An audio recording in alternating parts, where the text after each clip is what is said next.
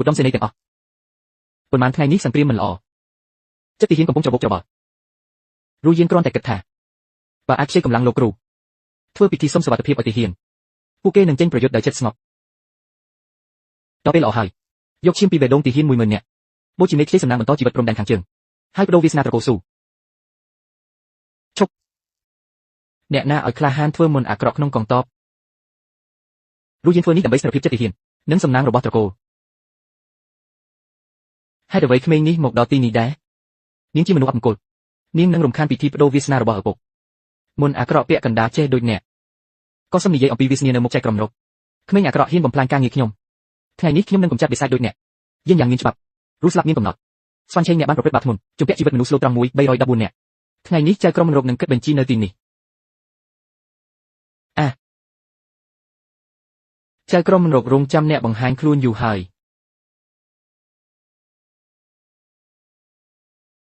បងស្រីនៅមុខខ្ញុំអ្នកណាហ៊ានធ្វើបាបវិញ្ញាណស្លូតត្រង់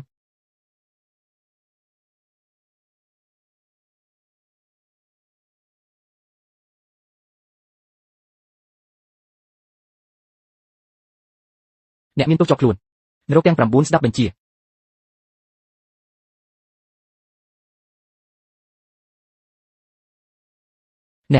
អ្នកជាទេវតាអ្វីហាហាហាត្រាចៅក្រុមបានបង្ហាញខ្លួនហើយឧត្តមសេនីយ៍ស៊ូជីងអ៊ីអ្នកបានឃើញនឹងភ្នែកហើយមែនទេនាងមិនមែនជាកូនស្រីអ្នកទេនាងជាអសុរាដែលនាំគ្រោះមកជាវិញ្ញាណកាច់ដែលដណ្ដើមរាងកាយអ្នកដទៃត្រាចៅក្រុមបានធ្លាក់ចូលអន្ទាក់ឥឡូវអ្នកអាចបំផន់គ្រប់គ្នាបានហើយ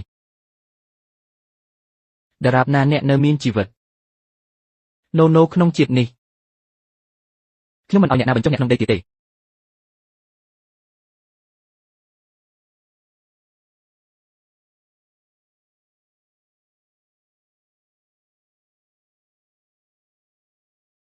នាងនៅទីនោះបិសាចបានចូលក្នុងរាងកាយក្មេងហើយបោកបញ្ឆោតអ្នកទាំងអស់ឧត្តមសេនីយ៍សម្រាប់បិសាចនោះឲ្យលឿនបើមិនដូច្នោះរាជធានីទាំងមូលនឹងមានគ្រោះ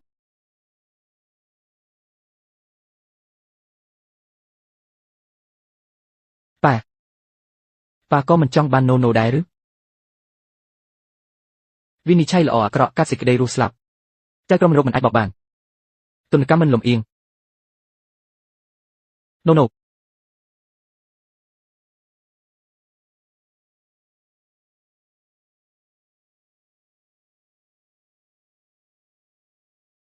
ចៅក្រុមរកត្រឡប់ទៅតំណែងតែរូបកាយមនុស្សមិនអាចទ្រាំវាសនាឋានសួគ៌បានអ្នកបានឆ្លងកាត់គ្រោះនេះហើយចូលកាន់វត្ថុនេះដើម្បីឆ្លងផុតគ្រោះរស់ស្លាប់ប្រព័ន្ធទៅចោះទៅគិតបញ្ជីអំពើអាក្រក់ក្នុងលោកនេះ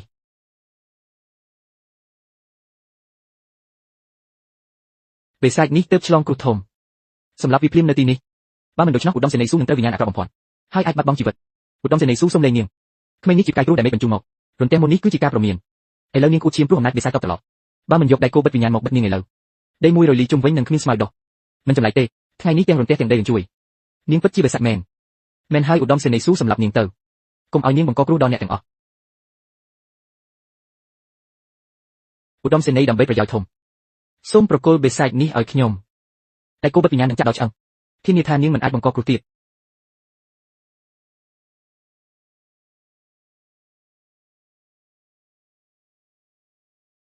តែខ្ញុំធ្លាប់និយាយពេលណាថាកូនស្រីខ្ញុំត្រូវឲ្យជន់ថោទាបដោយពួកអ្នកកាត់សេចក្តីនាងជាទេវតាខ្មោចខ្ញុំជាអ្នកសម្រេចអ្នកណាហ៊ានដើរមកមួយជំហានទៀតខ្ញុំនឹងសម្លាប់ទាំង9ចំនួន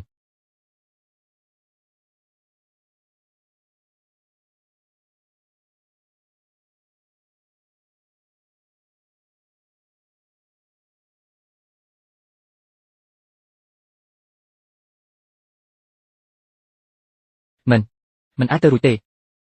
ខ្ញុំគ្រាន់តែធ្វើតាមបញ្ជាឧត្តមសេនីយ៍รู้យើងពិតជាមិនដឹងថាពួកគេកំពុងធ្វើពិធីជាអាក្រក់ទេបើខ្ញុំដឹងមុនទោះស្លាប់ក៏មិនហ៊ានធ្វើបាបលោកនឹងណូឡើយអ្នកមិនដឹងមុននេះអ្នកណាស្រែកមកកំតបថាបិសាចចូលរាងកាយហើយចង់ឲ្យខ្ញុំសម្លាប់កូនស្រីខ្លួនឯងខ្ញុំគ្រាន់តែខ្លាចលោកត្រូវវិញ្ញាណអាក្រក់បំផន់អ្វីដែលអ្នកបារម្ភមិនមែនជាខ្ញុំទេអ្នកបារម្ភថាណូនៅរស់ផែនការរបស់អ្នកនឹងមិនជោគជ័យឧត្តមសេនីយ៍រូយៀនមិនហ៊ានមានគំនិតបែបនេះទេខ្ញុំធ្វើនេះដើម្បីត្រកូលស៊ូដើម្បីស្ថានភាពទាំងមូលត្រកូលស៊ូថ្ងៃនេះអ្នកស្ទើរធ្វើឲ្យត្រកូលស៊ូផុតពូជមុខកងទ័ពទីហ៊ានប្រកាសដល់កងទ័ពទាំងមូលថាលីវរូយៀនសហការជាមួយមុនអាក្រក់បង្កស្លាចូលចិត្តទីហ៊ានញុះញង់ឲ្យពុកសម្លាប់កូនចាប់ពីថ្ងៃនេះតតំណែងជាភរិយារបស់ម្ចាស់ហ៊ូកាពីជឹង បណ្ដេញចេញពីកងទ័ពបញ្ជូនត្រឡប់រាជធានីភ្លាមឲ្យវិមានហ៊ូនឹងប្រកូលលីបដោះស្រាយដោយខ្លួនឯងប៉ុន្តែចងចាំទោសដែលនាងប្រព្រឹត្តថ្ងៃនេះកងទ័ពការពារជើងនឹងកត់ទុកមួយបន្ទាត់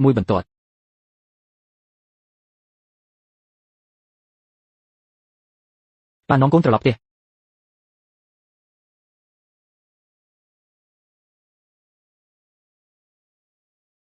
ឧត្តមសេនីយ៍ខ្ញុំបានសុំយ័ន្តការពារពីព្រះគ្រូហ៊ុយមីងដើម្បីកុំឲ្យណូត្រូវបិសាចចូលយើងចិត្តត្រឡប់ផ្ទះហើយនេះជាយ័ន្តបណ្ដេញបិសាចឬជាមុនបំផ្លាញសក្តិស្មារតីមនុស្សហើយអ្វីលោកនិយាយបែបនេះខ្ញុំក៏គិតដល់សុខទុក្ខត្រកូលស៊ូដែរអ្វីដែលមនុស្សខាងក្រៅនិយាយអាស្រ័យលើអ្វីដែលខ្ញុំចង់ឲ្យពួកគេសាប់លីវរូយៀនកុំលេងល្បិចអាក្រក់របស់អ្នក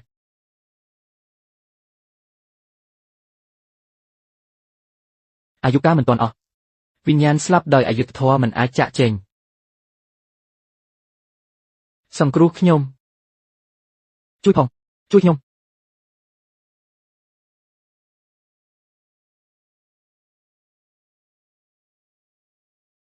ឧត្តមសេនីយ៍មានព្រះរាជបញ្ជាពីវាំងថាវេទិកាបូជាបង្កការប្រែប្រួលអាកំបាំងបង្កប់ឲ្យលោកនាំកាយគ្រូចូលវាំងបំភ្លឺភ្លាម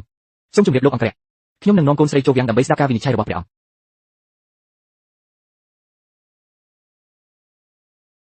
ព្រះអង្គទូលលោកគ្រូស្វាន់ឆេងត្រូវក្មេងនេះលួចវាយស្លាប់ក៏ការសន្និដ្ឋានថានាងកើតមកមានវាសនាឯកោបង្គោលមិនអាចខុសទេប៉មសៀវភៅដួលរលំរាជធានីផ្ទុះជំងឺរាតត្បាតទាំងអស់ដោយសារនាងស្រូបវាសនាអាណាចក្រតាឈីងអគ្គសេនាបតីស៊ូអ្នកមានអ្វីនិយាយទេទូបង្គំដឹងតែថាកូនស្រីទូបង្គំកាត់មកក៏ត្រូវគេបោះចោលនៅទីហោស្ថានបើនាងពិតជាអាចបំផ្លាញសរសៃនាគរបស់អាណាចក្រនោះក៏ជាបំណងមេឃតែចង់ឲ្យលោកនេះបដូររបៀបរស់ស៊ូជីងអ៊ីអ្នកចង់បះបោរឬលោកតាចាស់នោះមានវិញ្ញាណក្មេងស្រីស្លាប់អយុត្តិធម៌5នាក់ជាប់ខ្លួនពួកនាងកំពុងយំហើយកំពុងខំរបស់អ្នកក្មេងមាត់ខ្លាំងហ៊ានប្រើមន្តអបិសាចមុខព្រះភ័ក្ត្រ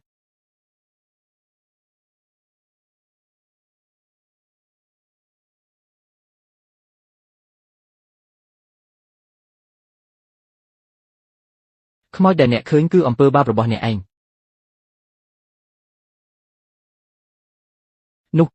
នោះជាព្រះស្នំដែលបាត់ខ្លួន3ឆ្នាំមុនអ្នកមិនបាននិយាយថានាងឡើងស៊ូក៏ហើយទេបត្រាចៅក្រមមិនព្រមទទួលខ្ញុំជាម្ចាស់ខ្ញុំនឹងបំផ្លាញរាងកាយអ្នកហើយដណ្ដើមវាដោយបង្ខំព្រះអង្គប្រជាជនខាងក្រៅវាំងពួកគេដួលសន្លប់ទាំងអស់ព្រាមលើរាងកាយពួកគេមានស្នាមឈាមដូចស្នាមលើព្រះសង្ឃនោះគ្មានខុសជាស្នាមឈាមចម្លែកអ្នកនិយាយអ្វី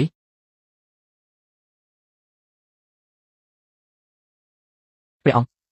ខ្ញុំនៅវិមានឧត្តមសេនីយ៍មានអារម្មណ៍ថាធម្មពលអាក្រក់ឡើងដល់មេឃទើបដឹងថាមានរឿងធំកើតឡើង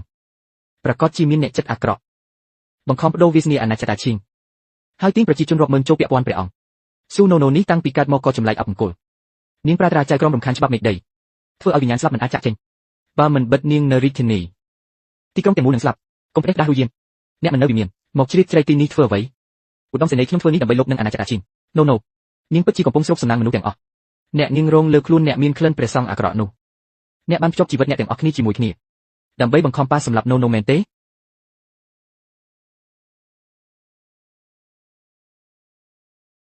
បិសាចនោះចាប់ផ្ដើមធ្វើមិនទៀតហើយសូមព្រះអង្គអនុញ្ញាតឲ្យខ្ញុំរៀបក្បួនមុនដើម្បីសង្គ្រោះប្រជាជនពីគ្រោះនេះឧត្តមសេនាបតីស៊ូលេងនាងយើងចង់ឃើញព្រះគ្រូជីហៃធ្វើមិនសង្គ្រោះមនុស្សស៊ូជីងអ៊ីអ្នកចង់បះបោជាសាធារណៈដើម្បីបិសាចមួយឬទូបង្គំមិនហ៊ានប៉ុន្តែអ្នកណាហ៊ានប៉ះណូសំបីសក់ត្រូវដើររំលងសាកសទូបង្គំសិនព្រះអង្គសូមសង្គ្រោះប្រជាជនឲ្យលឿនខ្ញុំមានអារម្មណ៍ថាសំណាងរបស់ខ្ញុំកំពុងត្រូវណូដណ្ដើមនាងកំពុងស្រូបធម្មពលជីវិតអ្នកទាំងអស់ព្រះអង្គនេះជាមុនស្រូបវាសនា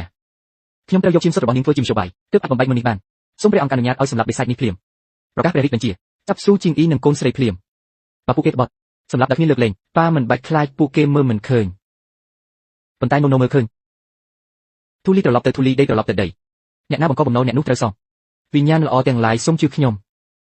ស្អប់អ្នកណាស់ជីហៃអ្នកបោកថាអាចធ្វើឲ្យខ្ញុំរស់ឡើងវិញ